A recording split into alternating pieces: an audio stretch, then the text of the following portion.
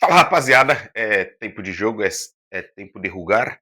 Ah, e hoje tô aqui para falar da segunda rodada de La Liga, tá, rapaziada? O vídeo hoje demorou um pouquinho mais para sair, porque a rodada começou no sábado, terminou no final do dia, e tem jogo e jogo, e aí você sabe como é, tem que esperar tudo pra gente falar. O único jogo que eu não vou passar aqui para falar com vocês, rapaziada, é o jogo do Barcelona, porque eu já fiz um vídeo tempo de Barça, só vocês irem lá e conferir, tá? Passei tudo detalhadinho, bonitinho do vídeo do Barcelona para vocês, tá? Essa semana eu volto um pouquinho mais cedo, porque, que nem eu havia prometido para vocês, os times que não jogaram a primeira rodada vão jogar no decorrer dessa semana, então já para deixar tudo igualado, né? E os times que não jogaram irão jogar e aí eu venho e faço o vídeo da rodada complementar, né? Então vamos lá, hoje o vídeo eu vou dividir em duas partes, tá? Primeiro eu vou passar a rodada completa, né? Mas eu vou deixar para falar dos jogos de Real Madrid e Atlético de Madrid, os dois grandes de Madrid, mais para metade do vídeo. Então se você quiser mais focar nessa parte aí, você assiste tudo e quando chegar lá você vê essa parte. Fechou? Vamos lá, vamos começar com Raio Vallecano e Alavés, o jogo que aconteceu no sábado às 16 horas, ou na sexta às 16 horas. O jogo terminou em 1-1. O primeiro gol saiu pelo Raio Vallecano, tá, com Camelo aos 48 do segundo tempo. O jogo deu uma tardada para abrir o placar, mas depois que o jogo engatilhou, a gente teve muitas oportunidades para ambos os lados. O gol de empate com o Mariano Dias, aquele mesmo que jogou no Real Madrid algumas temporadas atrás, só veio sair no final do jogo, aos 84, depois de uma lambança, um recuo esquisitíssimo do zagueiro. Ele queria recomeçar a jogada com o lateral, queria recomeçar a jogada com o zagueiro, mas ele toca a bola muito fraca, a bola que era para ser uma curva assim, fica perfeita pro Mariano Dias receber, dominar e finalizar pro gol, empatar o jogo no final. A partir daí o Raio já não tinha mais forças para tentar ampliar o resultado. O Alavés até tentou a virada, mas acabou não conseguindo. No sábado, às 16 horas, a gente teve Real Betis e Real Sociedade, um jogo aí com um brasileiro, o Antony estava em campo, tá? Um jogo de maior controle do Betis, um jogo de o Antony fez uma boa partida, mas o gol só saiu aos 63 minutos do segundo tempo, com Riquelme, tá? Uma jogada associada ali, uma pré assistência do Antony que participa do lance com a bola toca a bola e associa com o Hernandes toca para o Riquelme e o Kerr faz um belo gol. 1-0 Real Betis. Se essa rodada teve, tirando Barcelona, os times acabaram poupando um pouco nos gols, tá, rapaziada? 1-0 Real Betis, vence, garante seus 3 pontos.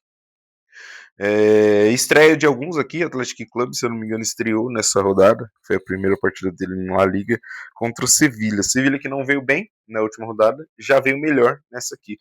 3-1 Sevilha, esse já foi um dos jogos com mais gols comparado com os outros. Tá? O primeiro gol sai com o Osso aos 15 minutos de jogo. Ele abre o placar, mas aos 11 minutos de jogo, uma clara destruiu o Bertinti, destruiu uma clara e manifesta chance de gol, foi expulso aos 11 minutos de jogo. Eu não sei o que passa na cabeça de um jogador para se expulsar aos 11 minutos. É muito mais fácil tomar o gol e você se recuperar dentro da partida, né, jogando bola 11 contra 11, do que você ser expulso aos 11 minutos e deixar o seu time jogar mais de 80 minutos com um jogador a menos. Aí, tava 0-0 e não sei o que, independente. Se fosse 0-0 e ele é expulso por parar um lance aos 93, eu até falo, não, ok, ele foi herói, ele tentou impedir um jogo de classificação de uma final, eu até entendo. Agora, um jogo de pontos corridos aos 11 minutos, você ser expulso por obstruir uma jogada, pô, eu acho idiotice. Mas ele teve essa brilhante ideia. O Sevilha saiu na frente com o Osso aos 15 minutos, ampliou o resultado com Eduque aos 50 minutos, fechou o placar deles com Romero aos 57 minutos. 3-0 nesse placar, e aí o Sevilla tirou o pé, fez a administração, acaba levando um gol do Paredes aos 70 minutos, que não altera em nada o resultado. Perfeito. Movendo, a gente tem Sevilha, Valência e Celta, perdão. Aqui, poupa tempo, tá, rapaziada? 0-0, um jogo de poucas chances. O XG da rapaziada era do Celta era de 0,62, do Sevilha era de 0,70. Grande chance, cada um só teve uma. Chutes ao gol foi 7-8. Foi um jogo muito equilibrado, mas que ninguém queria ganhar, aparentemente, tá? Então, poupa tempo aqui, rapaziada, 0-0. Que não falei, vou falar dos grandes de Madrid depois, então já vou pular eles aqui. Getafe e Racing foi o jogo mais tranquilinho. O gol só saiu com o Now aos 81 minutos. Tá?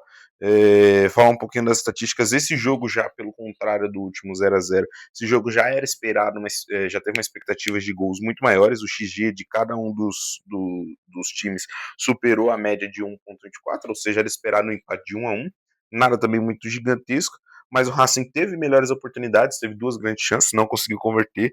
O Getafe teve mais finalizações, mas não tão eficazes, né? Foram 12 contra 6.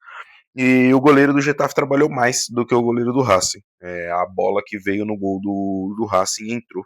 E aí 1-0 no final do primeiro tempo. O jogo do Barcelona já passei. Osasuna e Levante, tá? Os jogos de ontem, o que aconteceram ontem. Aqui, poupa tempo também, rapaziada. Osasuna e Levante 0-0.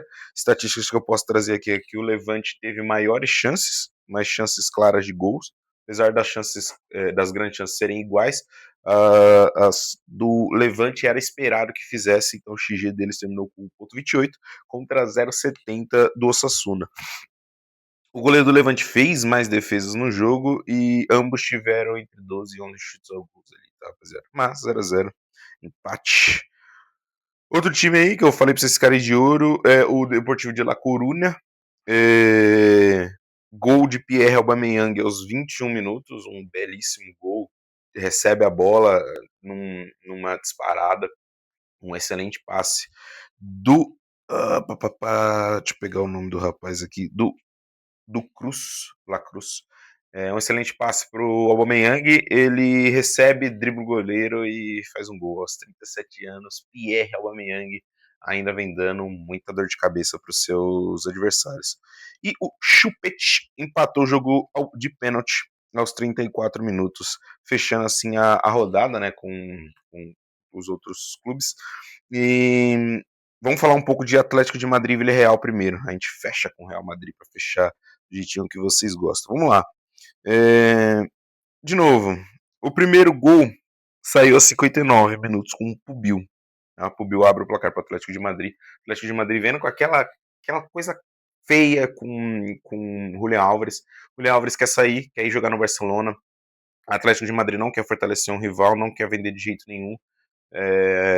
E aí a gente teve um jogo onde um dos seus principais jogadores foi vaiado o jogo todo, desde o momento que foi apresentado, ao momento que começou a aquecer, até o momento que entrou em campo, que sim, ele passou por essa vergonha de entrar em campo, e aí as pessoas, os torcedores ficaram vaiando completamente ele, pedindo para que ele saísse.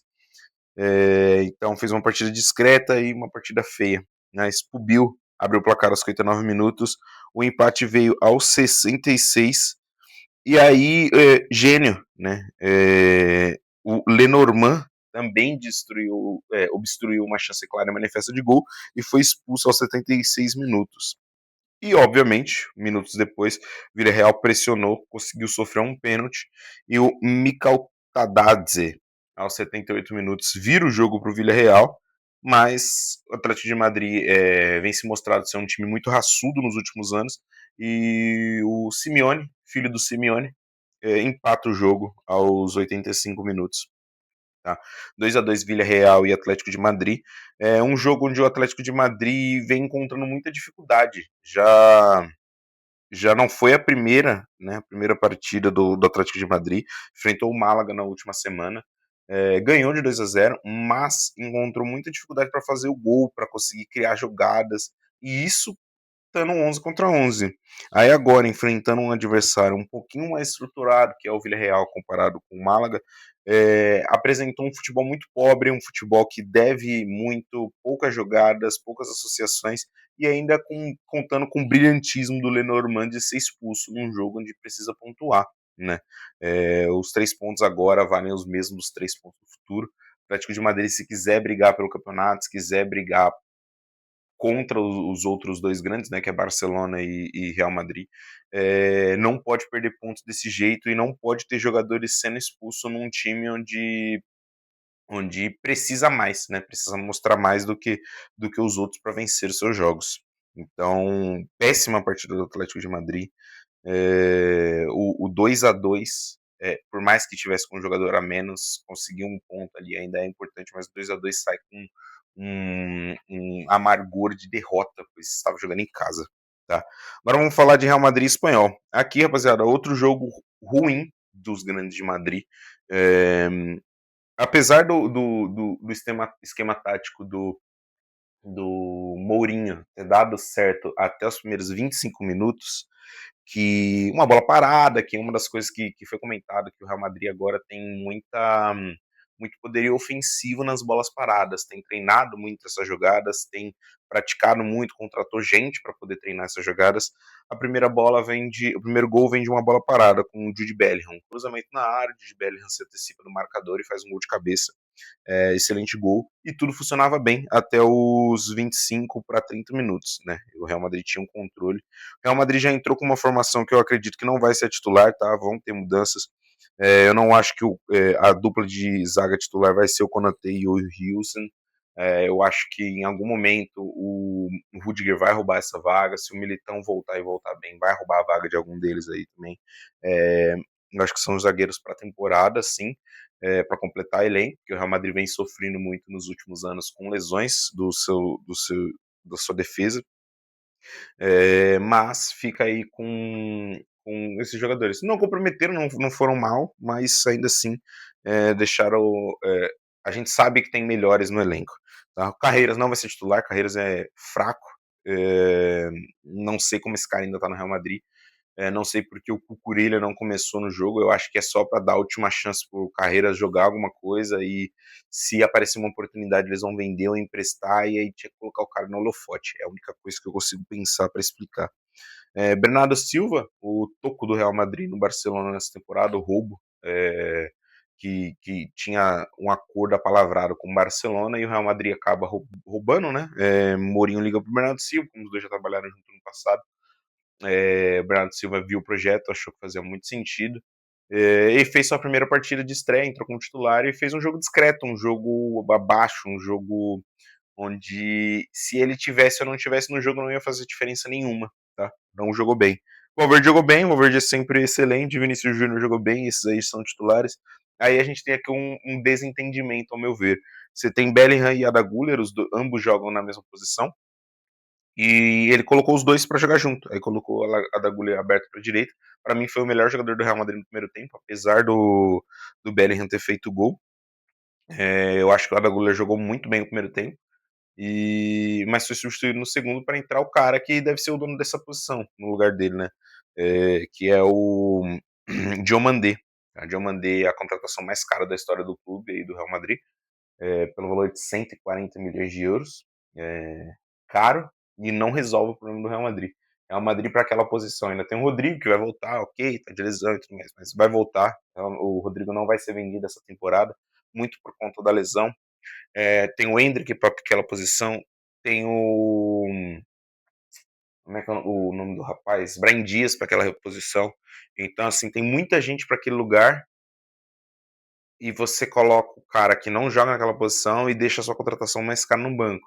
Nesse caso aqui, eu acho que foi só para manter o nível que estava na temporada passada, sabe? O Bellingham estava muito bem, o Arda Güler estava muito bem, os dois quando trocavam ali as suas posições entre um e outro, o nível não abaixava. O pior jogador do Real Madrid foi o Kylian Mbappé, não criou muito, não conseguiu desenvolver jogada, não teve finalização muito clara, teve uma chance que ele perdeu, uma bola espirrada, subiu e ele tentou cabecear esquisito pra caramba e não conseguiu, e não fez o gol. Achei uma partida muito fraca do Real Madrid, um time que da temporada passada tinha um problema no meio de campo, esse problema não foi resolvido com o Bernardo Silva e nem vai ser resolvido com o Bernardo Silva. Demorou muito para ganhar o jogo. Aos 9 faz com o Bellingham, aos 30 toma um empate com o Calatrava. Tá? O Espanhol jogou bem o primeiro jogo, jogou ok o segundo jogo e merecia sair de campo com um empate. Só que aí o Real Madrid já entrou no desespero, né? Porque esquema tático já não tinha mais. Aos 64 entra o Diomandé no lugar da Guller, entra o Cucurella no lugar do Carreiras, horroroso. E aí aos 80 ele começa a colocar tudo e, mano, vê no que dá. Colocou o Carlos Spin, colocou o Alexander Arnold e colocou o Eduardo Camavinga. O Alexander Arnold entrou pouco associativo, virando umas bolas esquisitas, perdendo bola que não precisava perder. E aí o herói, né, o Rosselu dessa temporada, que é o Carlos Spin, fez o gol da vitória no final do jogo, já aos 90 minutos, 90 cravado, acho que era 91, mas é 90 cravado. O Rosselu Júnior, né, que é esse novo rapaz, recebe uma bola na área de uma tentativa de jogada do Kylian Mbappé que dá errado, a bola espirra, ele recebe, gira e consegue fazer o gol no final do jogo. O futebol não é muito sobre mérito, né, que nem eu disse, o espanhol talvez merecia mais esse empate do que o Real Madrid merecia essa vitória. Eu acho que se o Real Madrid for jogar o nível de futebol que está jogando contra outras equipes melhores treinadas, outras equipes que têm uma somatória melhor no meio de campo, que vão vencer esse meio de campo dele, pode ser com passe, pode ser com intensidade, pode ser com, ah, sei lá, jogadores melhores, o Real Madrid vai ter muita dificuldade para seguir a temporada desse jeito, tá? A temporada passada foi decepcionante do Real Madrid. Já faz 2 anos que o Real Madrid não ganha absolutamente nada, nem no espanhol, nem na Europa. É, e se reforçou muito bem. Eu acredito que o time de titular deles vai ser com Kylian Mbappé, Diomandé, Vinícius Júnior. Aí vai ter uma troca com Bellingham e Arda Güler. O meio campo eu acho que vai ser o Valverde e o Bernardo Silva. Talvez eles coloquem um Tchouaméni, um jogo mais pesado, talvez um Camavinga num time onde precisa de mais toques. O Cucurella vai ser titular absoluto, carreira já era. O Dumfries pode ser que seja o titular absoluto, porque o Trent Alexander-Arnold tá uma pereba já tem uns anos. E a zaga eu acho que vai ser, em algum momento, vai voltar a ser o Militão e o Rudiger, tá? Acho que o Hilsen é fraco e o Konaté é tapa-buraco. Tá? Courtois, gênio, monstro, um dos melhores goleiros dessa geração. Tá? É isso, rapaziada. Real Madrid vence, mas ao meu ver não convence, tá? Então a gente segue aí. Eu vou pedir pro Vitor deixar a classificação aqui ou aqui em algum lugar para vocês verem como é que tá a tabela. Ainda não vai ter essa muita correria, mas é que nem eu falei, os saldos de gols eles são importantes. O Barcelona jogou uma rodada, já está em quarto colocado, joga a segunda rodada agora no meio de semana, podendo assumir a liderança do Campeonato Espanhol e a gente começa a ver as primeiras corridas, tá, rapaziada? Eu vejo vocês durante a semana. De novo, vai ter os jogos da primeira rodada durante essa terça, quarta, quinta, vai ter os jogos. Valência e Betis, Real Madrid, Real Sociedade, Celta e Osasuna, Barcelona e Atlético Clube, que é o Bilbao. Show? Grande abraço, pessoal. Desculpa o vídeo longo, hein? Mas vamos lá.